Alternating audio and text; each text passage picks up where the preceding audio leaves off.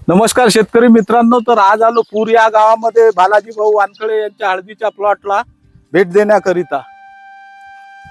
तर भाऊ तुमचा परिचय द्या आमच्या शेतकरी बांधवांना।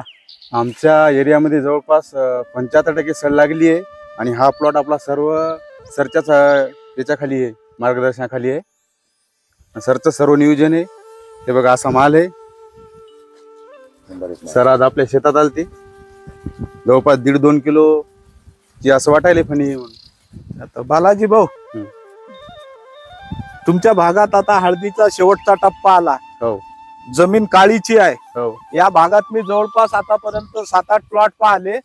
काळ्या जमिनीमध्ये सडीचा प्रादुर्भाव खूप जास्त दिसून आला। तर तुमच्या आजूबाजूला जवळपास 10-20 प्लॉट आहे। तुम्ही बघितलं का त्यांच्या शेतामध्ये काय प्रॉब्लेम आहे? कालच पाहिले होते ते सडीचाच प्लॉट, असं काहीच माल नाही वगैरे काहीच नाही। एक उपटून आले की बस एवढंच आले। आपल्या प्लॉट मध्ये तुम्ही समाधानी आपल्याकडून। आता शेतकरी मित्रांनो, हे यांच्या शेतातील हे काय रिझल्ट समोर आहे। रिझल्ट तुमच्या समोर दाखवत आहे। वसंत बायोटेकच्या मार्गदर्शनाखाली ही हळदीचा प्लॉट आहे आणि जवळपास एका झाडाला 1.5 ते 2.25 किलो माल तयार झालेला आहे। इथून 2 महिन्याचा कालावधी अजून बाकी आहे।